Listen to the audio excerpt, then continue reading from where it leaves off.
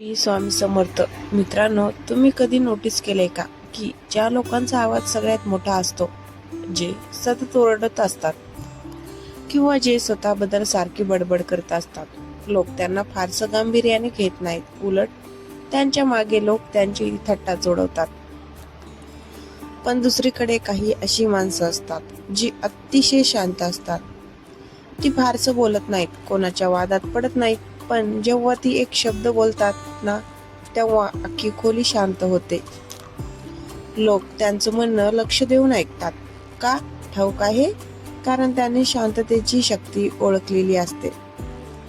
आजच्या या धावपळीच्या आणि गोंगाटाच्या जगात शांत राहणं हा तुमचा सर्वात मोठा प्लॅन्स पॉइंट ठरू शकतो.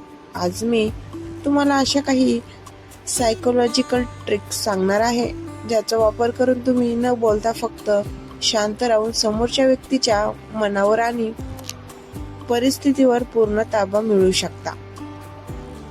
जर तुम्हाला वाटत असेल की लोकांनी तुमचा आदर करावा, तुमच्या शब्दाला वजन असावं आणि कोणाशीही न भांडता तुम्ही लोकांवर प्रभाव पाडावा, तर हा व्हिडिओ तुमच्यासाठी आहे. कारण आज आपण शिकणार आहोत शांत राहून जगावर राज्य करण्याची कला. मित्रांनो, आपण अनेकदा पाहतो की जो माणूस जास्त ओरडतो किंवा जास्त बोलतो त्याला लोक फारसं गांभीर्याने घेत नाहीत. पण काही लोक असे असतात जे अगदी शांत असतात, पण तरीही त्यांच्या शब्दाला वजन असतं आणि लोक त्याचं ऐकतात. शांत राहण्याचा अर्थ असा नाही की तुम्ही कमकुवत आहात. उलट शांतता हे एक असं शस्त्र आहे ज्याचा वापर करून तुम्ही समोरच्या व्यक्तीच्या मनावर राज्य करू शकता. आज आपण या सायलेंट मॅनिप्युलेशन किंवा सायलेंट कंट्रोल बद्दल सविस्तर जाणून घेणार आहोत. शांततेतून येणारी शक्ती. जेव्हा तुम्ही शांत राहता तेव्हा समोरच्या व्यक्तीला तुमच्या मनात नेमकं काय चाललं याचा अंदाज येत नाही. माणसाचा स्वभाव असा आहे की त्याला अनिश्चिततेची भीती वाटते. जेव्हा तुम्ही कमी बोलता तेव्हा तुम्ही एक प्रकारचं गूढ वलय निर्माण करता. लोक तुम्हाला समजून घेण्याचा प्रयत्न करतात आणि याच प्रयत्नात ते तुमच्याकडे आकर्षित होतात. तुमचं शांत राहणं समोरच्या व्यक्तीला विचार करायला भाग पाडतं आणि हीच ती वेळ असते जेव्हा परिस्थितीची सूत्र तुमच्या हातात येतात. प्रभावी संवादासाठी शांततेचा वापर. लोकांवर नियंत्रण मिळवण्यासाठी तुम्हाला नेहमीच हुकूम सोडण्याची गरज नसते.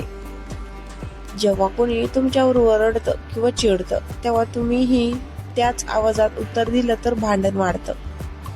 पण जर तुम्ही पूर्णपणे शांत राहून फक्त त्यांच्या डोळ्यात डोळे घालून पाहिलं तर समोरच्या व्यक्तीला स्वतःचाच आवाज मोठा वाटायला लागतो आणि त्याच्या हळूहळू अपराधीपणाची जाणीव होते. संवादा दरम्यान घेतलेला एक छोटासा पॉज, विराम, समोरच्या व्यक्तीला तुमचं म्हणणं गांभीर्याने घ्यायला लावतो. निरीक्षण करण्याची कला. शांत राहण्याचा सर्वात मोठा फायदा म्हणजे तुम्हाला इतरांचं निरीक्षण करण्याची संधी मिळते. जो माणूस सतत बोलतो तो लोकांच्या चुका आणि त्यांच्या कमकुवत बाजू ओळखण्यात अपयशी ठरतो. पण जेव्हा तुम्ही शांत असता तेव्हा तुम्ही लोकांचे हावभाव, त्यांची देहबोली आणि त्यांच्या बोलण्या मागचा हेतू सहज ओळखू शकता. एकदा का तुम्हाला समोरच्याची मानसिक स्थिती समजली की त्यांना कसं हाताळायचं हे ठरवणं सोपं जातं. ही एक प्रकारची मानसिक बुद्धिमत्ता आहे जी तुम्हाला लोकांच्या नकळत त्यांच्यावर ताबा मिळवून देते. आत्मसन्मान आणि सन्मान. लोक अशाच व्यक्तीचा आदर करतात ज्याचं स्वतःच्या भावनांवर नियंत्रण आहे. जर तुम्ही छोट्या छोट्या गोष्टीवर चिडलात किंवा प्रतिक्रिया दिलीत तर तुमची शक्ती कमी होते. पण कठीण प्रसंगातही तुमची शांतता ढळली नाही तर लोकांच्या नजरेत तुमची प्रतिमा एक खंबीर नेत्यासारखी होते. ही शांतता इतकी प्रभावशाली असते की लोक आपोआप तुमच्या सल्ल्याची वाट पाहू लागतात. तुमचं कमी बोलणं तुमच्या शब्दाची किंमत वाढवतं, ज्यामुळे तुम्ही जेव्हा कधी बोलता तेव्हा लोक ते लक्ष देऊन ऐकतात. थोडक्यात सांगायचं तर शांत राहणं म्हणजे स्वतःला मागे घेणं नव्हे, तर योग्य वेळेची वाट पाहणं आणि स्वतःची ऊर्जा वाचून ठेवणं होय. ज्याला स्वतःच्या जिभेवर आणि रागावर नियंत्रण मिळतात येतं तो जगातील कोणत्याही व्यक्तीला सहज हाताळू शकतो. तुमची शांतता ही तुमची सर्वात मोठी ताकद बनवा. रिॲक्ट करण्याऐवजी रिस्पॉन्ड करा. बहुतेक लोक एखाद्या गोष्टीवर लगेच प्रतिक्रिया रिॲक्ट देतात. उदाहरणार्थ, कोणी अपमान केला की लगेच उलट बोलणे. पण जर तुम्ही अशा वेळी शांत राहिलात तर तुम्ही समोरच्याचा खेळ मोडून टाकता. तुमची शांतता समोरच्याला गोंधळात टाकते. त्यांना वाटतं की तुम्हाला त्यांच्या बोलण्याचा फार फरक पडला नाही, ज्यामुळे त्यांचा आत्मविश्वास डळमळीत होतो. शांत राहून केवळ स्मित हास्य करणं किंवा शांतपणे त्यांच्याकडे पाहणं हे कोणत्याही शब्दापेक्षा जास्त प्रभावी ठरतं. बोलण्यातील विराम, जेव्हा तुम्ही कोणाशी संवाद साधता आणि त्यांनी विचारलेल्या प्रश्नाचं उत्तर देण्यापूर्वी 5 ते 10 सेकंद शांत राहता, तेव्हा समोरच्या व्यक्तीला एक प्रकारचा दबाव जाणवतो. मानसशास्त्रानुसार लोक शांतता सहन करू शकत नाहीत. ती त्यांना अस्वस्थ करते. या अवस्थेमुळे ते अधिक बोलू लागतात, माहिती देऊ लागतात किंवा स्वतःचे स्पष्टीकरण देऊ लागतात. अशा प्रकारे कमी बोलून तुम्ही समोरच्याकडून जास्तीत जास्त माहिती काढून घेऊ शकता आणि संवादावर नियंत्रण मिळवू शकता. डोळ्याचा संपर्क, आईज कॉन्टॅक्ट आणि देहबोली. शांत राहताना तुमची देहबोली, बॉडी लँग्वेज खूप महत्वाची असते.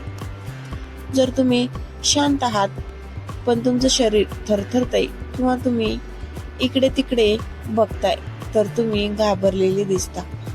पण जर तुम्ही ताठ बसून किंवा उभे राहून समोरच्या डोळ्यात डोळे घालून अगदी शांतपणे, रागाने नाही पाहत असाल तर तुमचं व्यक्तिमत्व अत्यंत शक्तिशाली वाटतं. न बोलताही तुमचा आत्मविश्वास समोरच्याला दबून राहायला भाग पाडतो. समोरच्याचं बोलणं पूर्ण ऐकून घेण्याची ताकद. लोक अशा व्यक्तीच्या प्रेमात पडतात किंवा अशा व्यक्तीचं ऐकतात जी त्याचं ऐकून घेते. आणि तुम्ही शांत राहून समोरच्याचं पूर्ण बोलणं ऐकता, तेव्हा त्यांना असं वाटतं की तुम्ही त्यांचा आदर करत आहात. यामुळे तुमच्यावरचा विश्वास वाढतो. जेव्हा लोक तुमच्यावर विश्वास ठेवतात तेव्हा त्यांना मॅनिप्युलेट करणं किंवा त्यांच्याकडून काम करून घेणं खूप सोपं जातं. शांत श्रोता हा नेहमीच एक उत्तम लीडर असतो. कमी बोलणे म्हणजे मूल्यवान बोलणे. जेव्हा एखादी व्यक्ती सतत बडबड करते तेव्हा तिच्या शब्दाची किंमत कमी होते. पण जेव्हा तुम्ही खूप कमी आणि मोजक्याच वेळी बोलता तेव्हा लोक तुमच्या शब्दाची वाट पाहतात. हा माणूस जेव्हा बोलतो तेव्हा काहीतरी महत्वाचं बोलतो, अशी तुमची प्रतिमा तयार होते. तुमच्या शब्दांना सोन्याचं मोल प्राप्त होतं आणि लोक तुमच्या शब्दाचा मान राखू लागतात. रागावर नियंत्रण ठेवून समोरच्याला निरुत्तर करणे. कोणीतरी तुमच्यावर ओरडत असताना जर तुम्ही शांत राहिलात तर त्या व्यक्तीला स्वतःचीच लाज वाटू लागते. स्वतःचा शांत स्वभाव त्यांच्या रागाला आरसा दाखवतो. शांत राहून तुम्ही त्या व्यक्तीला हे सिद्ध करून देता की त्यांच्या रागाचा तुमच्यावर काही परिणाम होत नाही. हे समोरच्या व्यक्तीच्या अहंकाराला धक्का देतं आणि शेवटी तेच नमते घेतात. गुड व्यक्तिमत्व, जेव्हा तुम्ही तुमच्याबद्दल, तुमचा प्लॅन्स बद्दल किंवा तुमच्या विचाराबद्दल जास्त बोलत नाही तेव्हा तुम्ही लोकांसाठी एक कोड बनून राहता. लोकांना कोड सोडवायला आवडतं.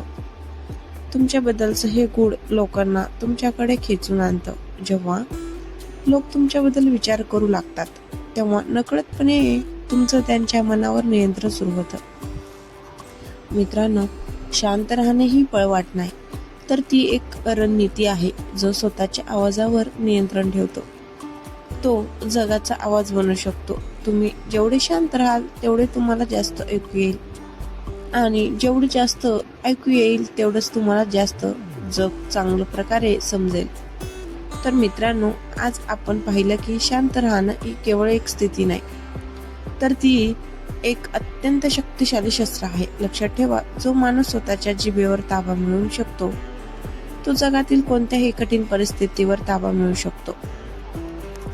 कधी कधी उत्तर न देणं हेच सर्वात मोठं उत्तर असतं. जेव्हा तुम्ही शांत राहता तेव्हा तुम्ही स्वतःची ऊर्जा वाचवता आणि समोरच्या व्यक्तीला विचार करायला भाग पाडता. तुमची ही सायलेंट पॉवर तुम्हाला लोकांच्या गर्दीत वेगळं पाडते आणि तुमचा एक वेगळाच दबदबा निर्माण करते. पण याचा अर्थ असाही नाही की तुम्ही कधीच बोलू नये. शांततेचा वापर अशा प्रकारे करा की जेव्हा तुम्ही तुमचं तोंड उघडाल तेव्हा तुमच्या शब्दांना सोन्याचं मोल असेल. आता तुमच्यासाठी एक छोटासा टास्क. आजपासूनच प्रयत्न करा. जेव्हा कोणी तुमच्यावर विनाकारण चिडेल किंवा तुम्हाला उकसण्याचा प्रयत्न करेल तेव्हा शांत राहून त्यांच्या डोळ्यात बघा आणि एक हलकं स्मितहास्य द्या. बघा परिस्थिती कशी बदलेल. तुमचा हा अनुभव मला कमेंटमध्ये नक्की कळवा. जर तुम्हाला हा व्हिडिओ आवडला असेल आणि यातून काहीतरी नवं शिकायला मिळालं असेल तर व्हिडिओला लाईक करायला विसरू नका. तुमच्या अशा मित्रांना हा व्हिडिओ शेअर करा ज्यांना शांत राहण्याची गरज आहे. आणि हो, अशाच माहितीपूर्ण आणि लाईफ चेंजिंग व्हिडिओसाठी आपल्या चॅनलला सबस्क्राईब करायला विसरू नका. भेटूया पुढच्या अशाच एका पॉवरफुल व्हिडिओमध्ये. तोपर्यंत शांत राहा, विचार करा आणि स्वतःवर नियंत्रण मिळवा. धन्यवाद.